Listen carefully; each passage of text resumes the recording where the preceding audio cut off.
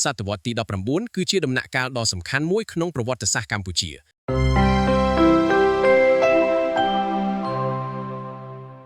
បន្ទាប់ពីការធ្លាក់ចុះនៃអាណាចក្រអង្គរព្រះរាជាណាចក្រកម្ពុជាបានប្រឈមមុខនឹងវិបត្តិនយោបាយសេដ្ឋកិច្ចនិងយោធាជាបន្តបន្ទាប់ស្ថានភាពនេះបានធ្វើឲ្យកម្ពុជាក្លាយជាទីប្រកួតប្រជែងឥទ្ធិពលរវាងសៀមថៃនិងអណ្ណាមវៀតណាមខណៈដែលមហាអំណាចអឺរ៉ុបកំពុងពង្រីកអាណានិគមនៅអាស៊ីអាគ្នេយ៍បរិបទនោះព្រះមហាក្សត្រខ្មែរបានព្យាយាមស្វែងរកការគាំទ្រពីប្រទេសបារាំងដើម្បីរក្សាបូរណភាពទឹកដីនិងធានាការបន្តនៃព្រះរាជាណាចក្រកម្ពុជាការសម្រេចចិត្តនេះបាននាំឲ្យមានការចុះសន្ធិសញ្ញាអាណាព្យាបាលនៅថ្ងៃទី11ខែសីហាឆ្នាំ1863ដែលបានធ្វើឲ្យកម្ពុជាស្ថិតក្រោមអាណាព្យាបាលបារាំងរហូតដល់ការទទួលបានឯករាជ្យពេញលេញនៅថ្ងៃទី9ខែវិច្ឆិកាឆ្នាំ1953បរិបទប្រវត្តិសាស្ត្រនិងមូលហេតុនៃការស្វែងរកការការពារពីបារាំងសម្ពាធពីសៀមនិងអណ្ណាមនៅពាក់កណ្ដាលសតវត្សទី19កម្ពុជាស្ថិតនៅចន្លោះមហាអំណាចក្នុងតំបន់ពីរសៀមខាងលិចជ្រៀតជ្រែកក្នុងការតែងតាំងព្រះមហាក្សត្រគ្រប់គ្រងខេត្តបាត់ដំបងនិងសៀមរាបអស់រយៈពេលជាច្រើនទសវត្សរ៍មានឥទ្ធិពលលើនយោបាយផ្ទៃក្នុងរបស់កម្ពុជាអណ្ណាមខាងកើតពង្រីកអំណាចចូលមកទឹកដីកម្ពុជាអនុវត្តគោលនយោបាយវៀតណាមូបនីយកម្ម Vietnamization ក្នុងរជ្ជកាលព្រះអង្គមី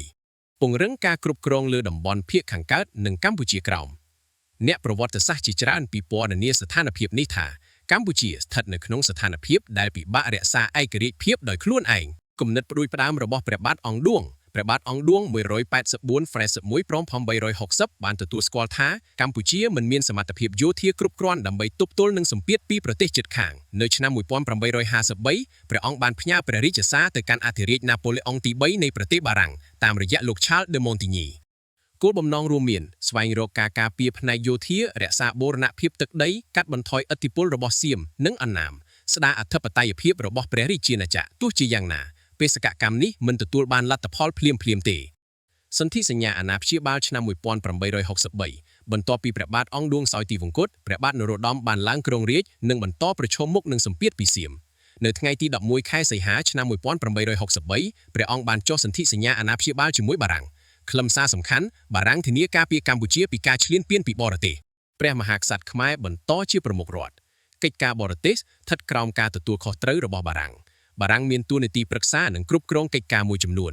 តាមទ្រឹស្ដីកម្ពុជានៅតែជាព្រះរាជាណាចក្រឯករាជ្យក្រោមរបបអាណាព្យាបាល Protectorate មិនមែនជាអាណានិគមផ្ទាល់តាំងពីឆ្នាំ1863នោះទេ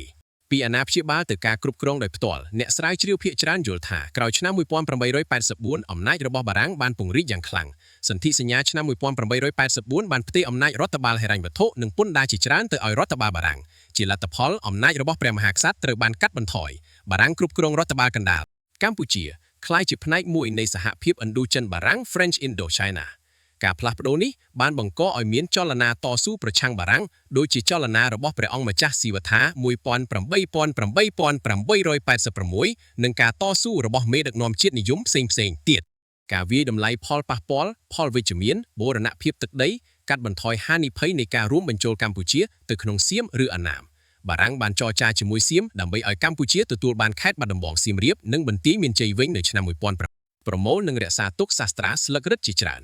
ហេដ្ឋារចនាសម្ព័ន្ធសាងសង់ផ្លូវសាងសង់ស្ពានបង្កើតប្រព័ន្ធប្រៃសណីយ៍អភិវឌ្ឍផ្លូវដែកពង្រីកកំពង់ផែនិងទីក្រុងរដ្ឋបាលបង្កើតប្រព័ន្ធរដ្ឋបាលទំនើបបង្កើតតុលាការបង្កើតសាលារៀនបែបទំនើបផលអវិជ្ជមានអធិបតេយ្យភាពកម្ពុជាបាត់បង់សិទ្ធិគ្រប់គ្រងកិច្ចការបរទេសបារាំងមានអំណាចខ្ពស់ក្នុងការគ្រប់គ្រងរដ្ឋសេដ្ឋកិច្ចប្រព័ន្ធពន្ធធ្ងន់ធ្ងរការកេងប្រវ័ញ្ចធនធានធម្មជាតិការប្រើប្រាស់កម្លាំងពលកម្មក្នុងគម្រោងអាណានិគមសង្គមការអប់រំកម្រិតខ្ពស់មានកម្រិតការអប់រំផ្ដោតលើការបណ្ដុះបណ្ដាលមន្ត្រីរដ្ឋបាលច្រើនជាងការពង្រីកការអប់រំទូទៅបញ្ហាទឹកដីការផ្ទេរតំបន់កូសាំងស៊ីនកូឈីនឈីណាទៅរដ្ឋវៀតណាមក្នុងឆ្នាំ1949នៅក្នុងបរិបទនៃសហភាពបារាំងបានបន្តក្លាយជាប្រធានបទដែលមានការជជែកវែកញែកក្នុងប្រវត្តិសាស្ត្រនិងនយោបាយរហូតមកដល់បច្ចុប្បន្ន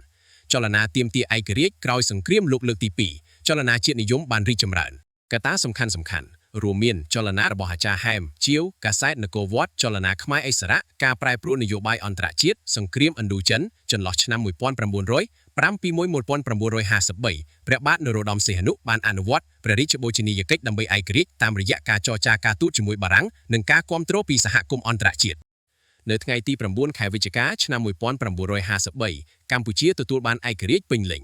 ការវិភាគប្រវត្តិសាស្ត្រ Historical Analysis ក្នុងចំណោមអ្នកប្រវត្តិសាស្ត្រមានទស្សនៈខុសៗគ្នាចំពោះការចុះសន្ធិសញ្ញាឆ្នាំ1800 ទស្សនៈទី1ចាត់ទុកថាវាជាជំរឿសយុទ្ធសាស្ត្រចាំបាច់ដើម្បីការពារបូរណភាពនៃព្រះរាជាណាចក្រកម្ពុជាពីសម្ពាធរបស់សៀមនិងអាណាមទស្សនៈទី2ចាត់ទុកថាការស្វែងរកការការពារពីបារាំងបាននាំឲ្យកម្ពុជាបាត់បង់អធិបតេយ្យភាពនិងធ្លាក់ក្រោមការគ្រប់គ្រងរបស់អាណានិគមជាយូរអង្វែងទស្សនៈទាំងពីរនេះបង្ហាញថាការសិក្សាប្រវត្តិសាស្ត្រត្រូវពិចារណាលើបរិបទនយោបាយសេដ្ឋកិច្ចនិងអន្តរជាតិនៃសម័យនោះមិនអាចវាយតម្លៃដោយទស្សនៈតែមួយបានទេសម័យអាណាព្យាបាលបារាំង18000-1953 គឺជាដំណាក់កាលមួយដែលមានទាំងផលប្រយោជន៍និងផលប៉ះពាល់ដល់ការអភិវឌ្ឍប្រទេសកម្ពុជា